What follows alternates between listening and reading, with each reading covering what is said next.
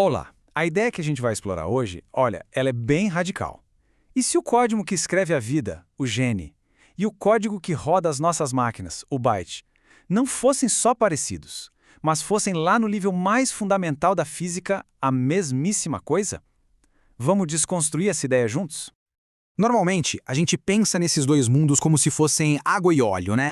De um lado tá o gene, uma coisa orgânica, complexa, o que chamam de wetware da vida. Do outro, byte, elétrico, lógico, a base do hardware. Um parece coisa de biólogo, o outro de engenheiro. São opostos, certo? Pelo menos é o que parece. É aqui que a história começa a ficar boa.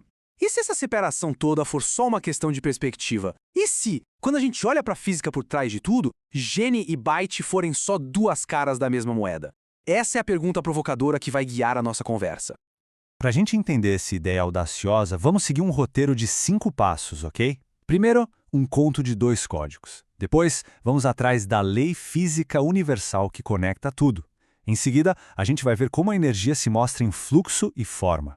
Aí, vamos colocar a teoria à prova em Unificando as Ciências e, finalmente, chegar na grande visão sobre informação, energia e vida. Vamos lá, começando nossa jornada. Para comparar de verdade um gene e um byte, a gente precisa ir além do óbvio, sabe? Deixar de lado as definições de livro e olhar para o que eles são em essência. E para achar esse terreno comum, uma metáfora não basta.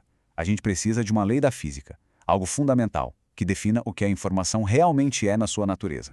E aqui está a chave de tudo. Presta atenção. Informação não é uma coisa abstrata, é uma condição física.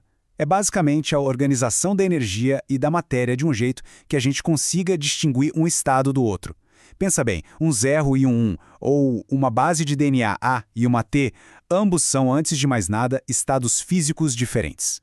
Então a sacada é a seguinte: para a informação existir de fato, fisicamente, para um estado ser diferente do outro, tem que ter uma diferença de energia que dê para medir, um ΔE. Se não tiver essa diferença de energia, não tem como distinguir os estados e, portanto, não existe informação. Simples assim e vale para tudo. Beleza. Agora que a gente tem essa nossa lei universal, a gente começa a ver que essa tal de energia organizada aparece no mundo de 2 maneiras principais, 2 regimes, digamos. Olha só que interessante como essa tabela organiza as coisas. No regime de fluxo, a informação é energia em movimento, que varia com o tempo. Pensa num pulso elétrico correndo por um fio. Isso é um byte. Agora, no regime de configuração, a informação é a energia que está presa no espaço, confinada numa estrutura estável. Pensa na estrutura de uma molécula de DNA. Isso é um gene. Um é energia em trânsito, o outro é energia em forma. Certo, a teoria é bem elegante. Mas será que ela aguenta o tranco? Será que ela sobrevive às críticas dos especialistas? Vamos botar essa ideia à prova imaginando o que um físico, um químico e um biólogo diriam sobre isso. Um físico, com toda a razão, poderia chegar e dizer: opa, peraí, um campo elétrico num chip de computador não é a mesma coisa que as forças que seguram uma molécula.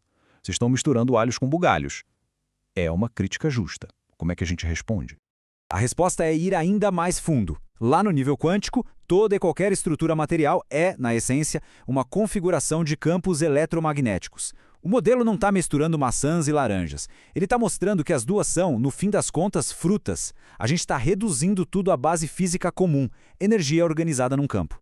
Agora vamos para a perspectiva do químico. A objeção seria algo como: ok, entendi, mas um gene é uma molécula, o DNA, e ele é definido por ligações químicas. A química tem suas próprias regras. Não dá para chamar tudo de energia e pronto.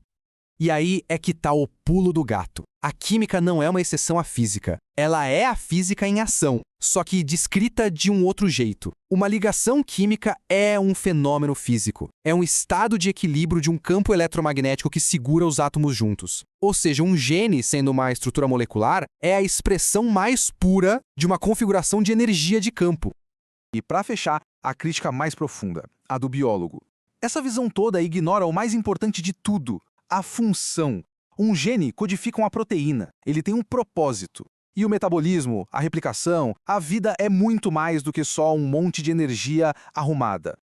Mas o que é uma função, se a gente for pensar fisicamente? É um padrão de comportamento da energia, um padrão organizado e que se repete. O metabolismo, por exemplo, é um fluxo de energia. A replicação é um processo que usa a energia para criar uma cópia daquela configuração de energia. A biologia não desafia a física. Ela é, na verdade, a sua manifestação mais espetacular e complexa. Então, quando a gente junta tudo, essa tabela mostra a beleza da coisa. A física dá os conceitos básicos, fluxo e configuração. A química descreve um tipo específico de configuração, aquele campo em equilíbrio de uma ligação molecular. E a biologia descreve o comportamento mais incrível desses sistemas, a energia que se auto-organiza. São só níveis diferentes de descrição para o mesmo fenômeno.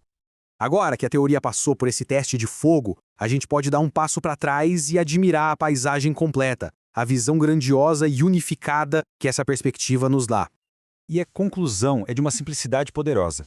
Quando a energia se organiza de forma dinâmica, no tempo, a gente chama isso de processamento, o que um computador faz. Quando ela se organiza de forma estática, no espaço, a gente chama de estrutura, como uma molécula. E o que é a vida? A vida é aquele fenômeno extraordinário que acontece quando a estrutura e o processamento existem juntos num sistema que consegue se replicar. E assim a gente chega na essência de toda essa análise.